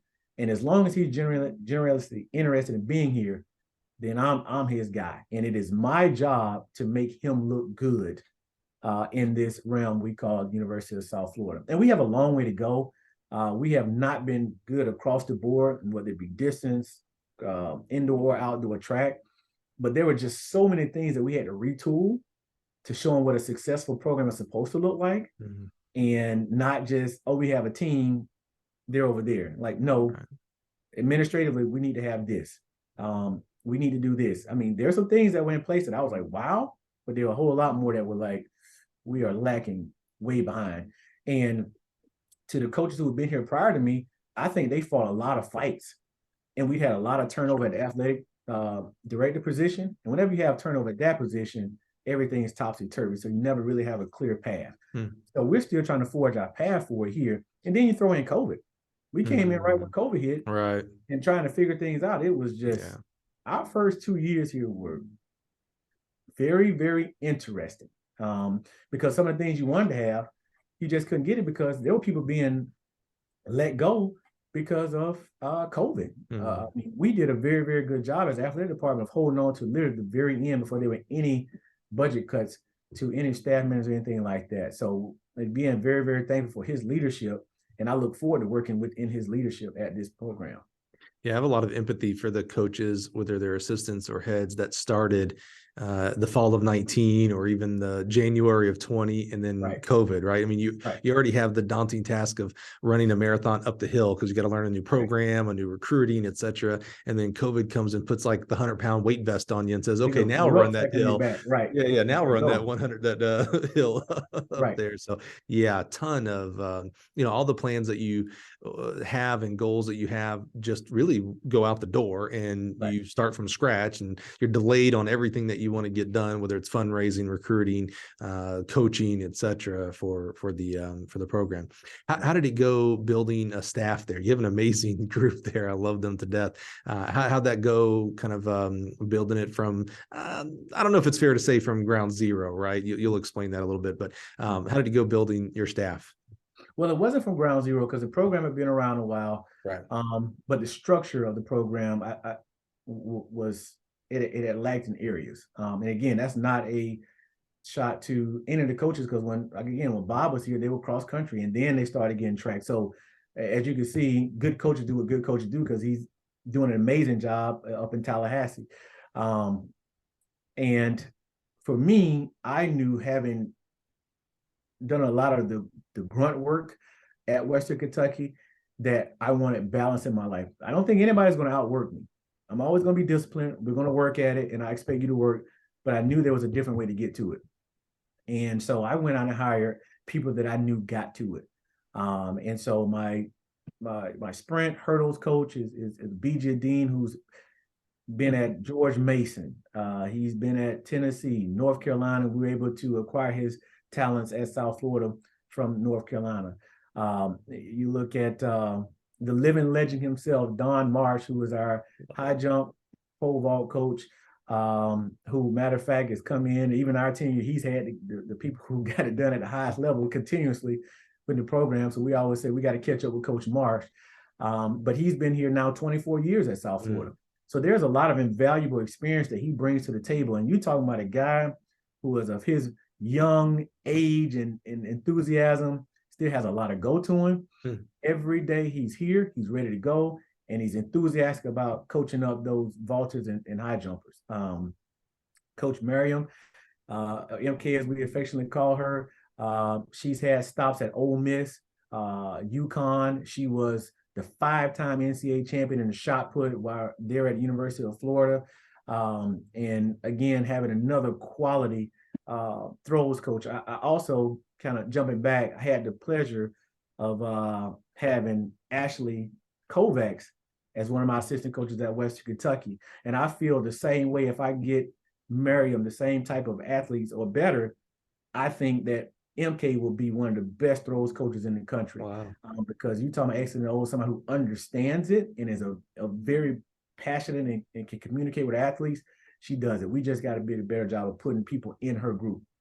And again, remind you, I like throwers. So you got to get throwers. My distance coach is Damon Griffiths, who has been with, he was at the University of Miami for 13 years, I believe, before he made the transition here to Tampa University, South Florida. And then I've got one of the best young jumps coaches, multi-coaches, I believe, in the country, and Coach Romero Henry, who's done it at the Division I level, the NAIA level, the junior college level, and had success at all of them. So he's had stops at Barton Community College, Coffeyville Community College, Wayland Baptist, Western Kentucky, and now here at South Florida. I'm very, very happy with his progress as a young coach, and I think he is going to be outstanding. A great group of people who, thank goodness, chose the profession of track and field coaching, to be real frank with you. I got to see MK briefly in Denver. I think it was just recently, so I had to be Denver. Yep. She's amazing. She has been amazing for a long time, not just as an athlete, but as a person. Romero, I think you're right. I think he's just starting to write his book. He's still writing the introduction of what's going to be an amazing career. Damon, oh my gosh, love him. What an amazing person. I'm curious about Don Marsh. Love him, by the way. This is not a setup because I've worked with Don for a long time. I thought it was interesting, when you go into a new program, and I don't judge the coach based on, this is going to sound harsh because most people are going to say, well, no, this is exactly how you're supposed to judge a coach. But I don't judge the coach based on the program's results, because there are a lot of things going on. Most of what we outsiders, so if you're not in the program, you're an outsider, don't even know what's going on. I'm reminded of the great George Williams and what he says: if you're not in the huddle, you don't know the play. So the people that were there at South Florida, I would say the exact same things about what I just said about your current people. They were amazing. They are amazing. They've gone on to other places and they're coaching their butts off, doing a great job. So I thought it was interesting that you keep Don on. I don't know if it was calculated or not. And the reason I say it's interesting is because a lot of times we go to a new institution and we bring in a whole new staff. Well, that staff doesn't know jack about the athletic department, recruiting there, et cetera. They're learning it from zero. They got their experiences, but they don't know, they barely know how to get to the office. And then when they get there, they don't even know where the bathroom's at. How in the world are they supposed to go turn in this paperwork, get this official visit signed off on so they can get them here, et cetera. But you kept Don on, who's an amazing coach, by the way. But because he'd been there so long, it feels like, outside looking in, that he would have been your compass. Like, oh, you want to know where true north is? Ask Don, because he's traveled this map before. Hey, Don, how do we get this done? Hey, Don, who do I see about this? Hey, Don, who's our academic person? Because we got to do X, Y, and Z. How invaluable was keeping a guy like Don, who had been there for, and I know it's tough because you went into COVID, but how important was he to, instead of starting at step one, it feels like maybe you guys started on step 3. So Coach Marsh, and again, that staff prior to me, they did a good job. They had a lot of barriers they were dealing with. One of the things, most people have no idea how hard it is to get into the University of South Florida. I didn't either. So you talk about the difference between Western Kentucky and South Florida. First thing I would tell you, academics.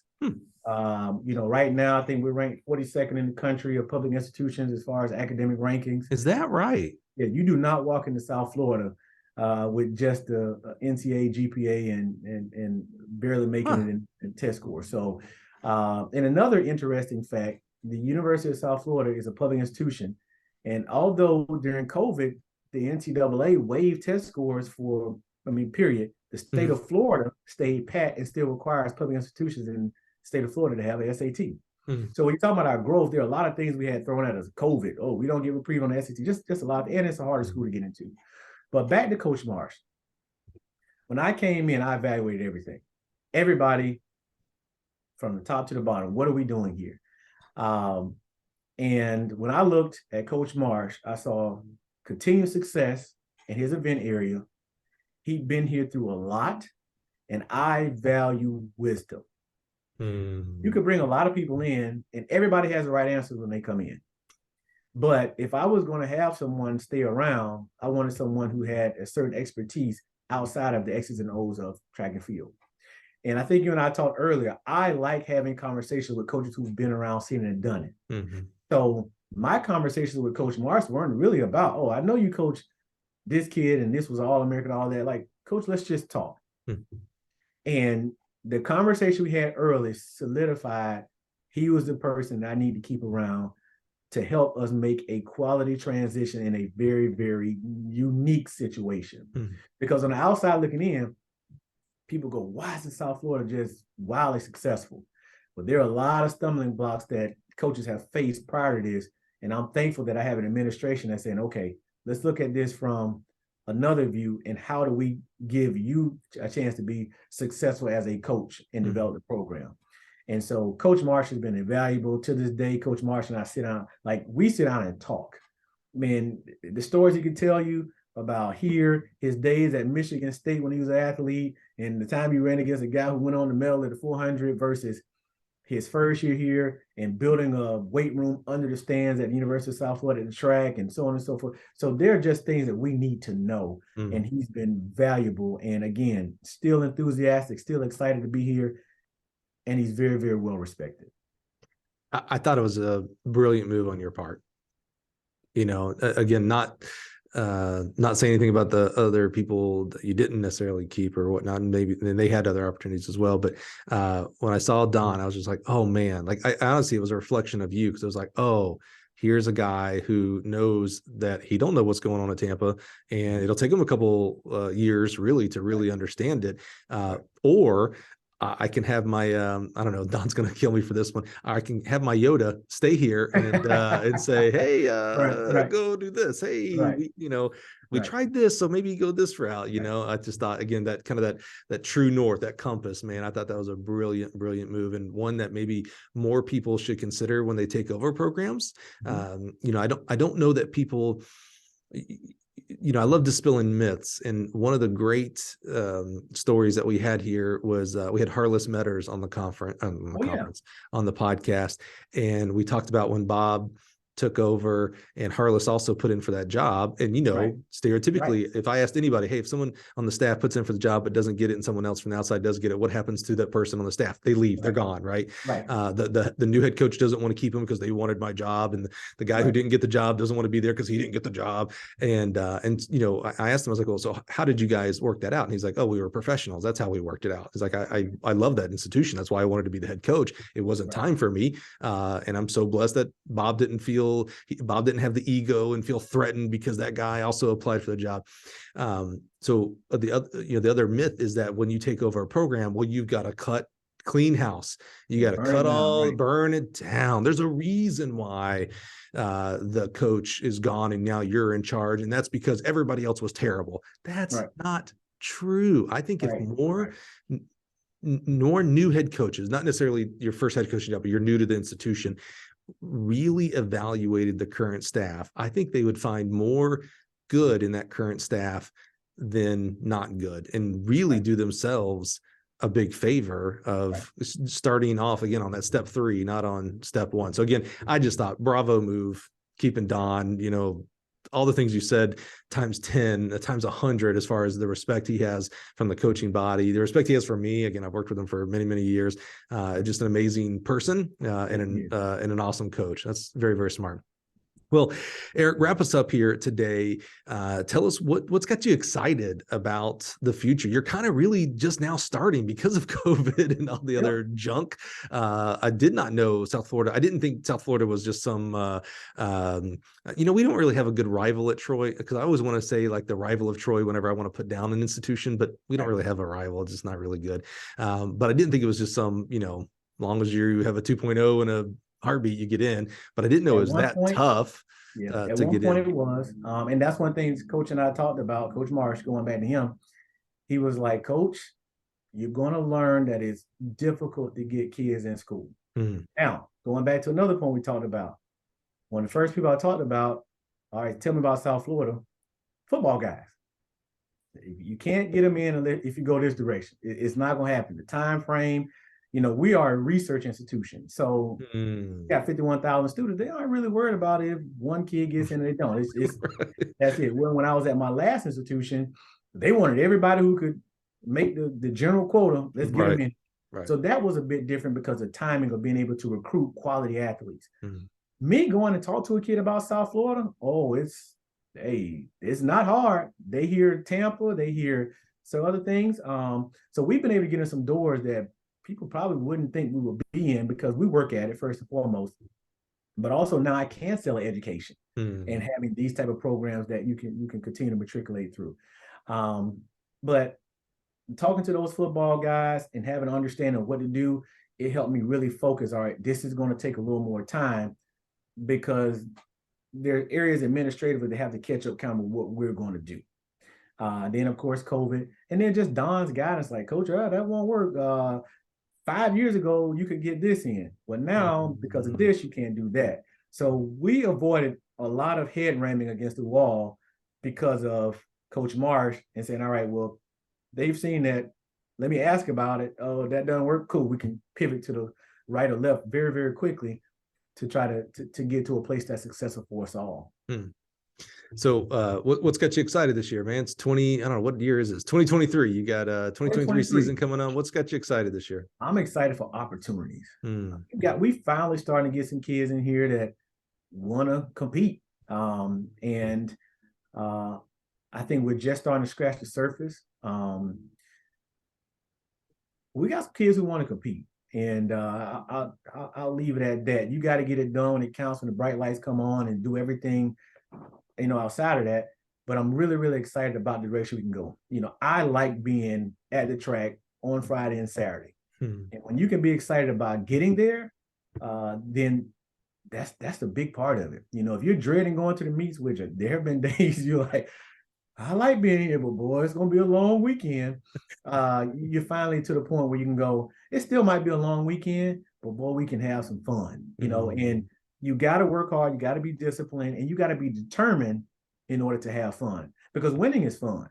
And I often tell my team, I've won a couple, but I love to win a few more, and I like to do it with you guys. Yeah. And winning is fun, but you don't get there by osmosis. You got to work at it. You got to be disciplined. You got to be determined. So that's what I'm looking forward to. I'm looking forward to just seeing everything this new year has to bring. And I think if nothing else, COVID has taught us that, man, appreciate the opportunity, because we sat around for a long time in 2020 not knowing if we were going to have this opportunity. And you've got the opportunity. You're hosting conference championships this year. There's something special about it being on your track, your hometown, your house. Well, we're looking forward to having folks come to Tampa. We just had our track resurfaced, and we hosted the NCAA first round here a couple of years, and we actually hosted the conference championship 2 years ago, and we had a pretty decent showing. But again, it's just starting to make it our program, and we will make an impact in the sport of track and field here at the University of South Florida. And I say that with all humility. It won't happen overnight, but we'll be there when it counts. Erik, first of all, thank you again for being here. We know when we ask people to be on the show, it's not an easy ask, because this isn't a, hey, let's do 15 minutes and go about your day. So totally appreciate your time and time commitment to us here today. What's interesting about you, Erik, many, many things, by the way, because I could absolutely see you killing it in the corporate world. Your original goal, you talked about the corner office and all that. And I could see you being in the suit and tie and running financial companies or whatnot. I really do. It's quite amazing. I'm so happy that you chose the profession of coaching track and field. What's interesting about you at this age, such a young age, I mean, you're barely at halftime. If you were a quarter miler, you're barely at the 200-meter split of your career. It seems like, if I would say, hey, I'm gonna have someone on the show who's got 30 conference championships, blah, blah, blah, and they're like, oh, that's somebody who's probably close to retirement. They've been in the game 60 years. Like, oh yeah, no. I got a guy who's barely been in it for 20 years. So you're just so early and had so much success so far in your career. And I think success begets success, right? You learn systems and placements, and you have those, and now you're enacting them in this new program here in South Florida. I'm just so excited to see the second 200 meters, the second act. I think what you're doing is unique. I think your leadership is probably your most your biggest asset that you have. You're a hell of a coach, don't get me wrong, but the leadership that you show other coaches and your staff, your other peer coaches, the humility that you have to quickly pick up the phone and say, hey, Coach, how did you do? I need a little help here. Hey, Coach, what would you do here? But also be able to take that information and take it through your own sponge and what comes out the other end and how it affects you and your program positively. That's a skill as well. So I'm just so excited. Like I said, it's a neat sneak peek into a career that's, like I said, barely at halftime. You've got a lot to go and a lot of work to do, and I have no doubts that it's going to be 30 more championships. You've already done what most people will never do in their career, friend.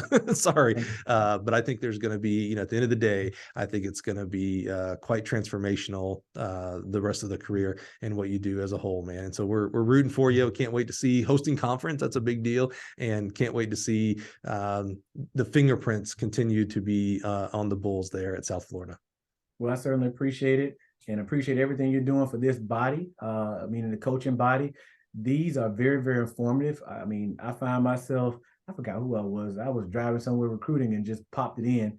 And, these are insightful because, like you said, it's not like 10 to 15 minutes. I don't even know how long we've been on the phone, but I feel like we're just sitting around talking, getting ready for a fish to bite, That's so right. That's right. These are the type of conversations you want to have. And I appreciate you for providing a platform that is very, very easy to engage into. Well, thanks, man. I can provide the platform, but if it ain't for people like you who actually agree to be on, you'd be shocked. Not everybody says yes when I come a calling, by the way. Well, that's an interesting story because I knew it. I was trying to get out of here before this. You didn't have to worry about me. I was just wondering how many times I have to jump over my hands, waving, "Hey, I'll do it. Please talk to me." Back in the day when they had payola, you would have been a prime candidate for payola. But back in the old radio days. But no, I'm happy. I think again, this is a great platform, and much success. Looking forward to watching other people come on and provide quality insight into how they are successful in their journey in this business. Well, I'm proud to have you on here finally. I do appreciate it, man. All right, Erik, thanks a lot. Have a great day. And have a great day for you listening. Again, just so thankful it doesn't happen without you. I can have the platform, I can have the guest, but if you aren't here listening, it's kind of like, the tree falls in the forest. Does it make a noise? Does anybody hear it? So thank you for being here. We're going to continue here with season 4. We got some amazing guests lined up. Got a couple of Olympians. I've got a huge director of a huge meet coming up here soon. Just continue to bring the value and bring other people's stories so that we can learn together and connect with them. Thanks for being here. We'll talk to you next week.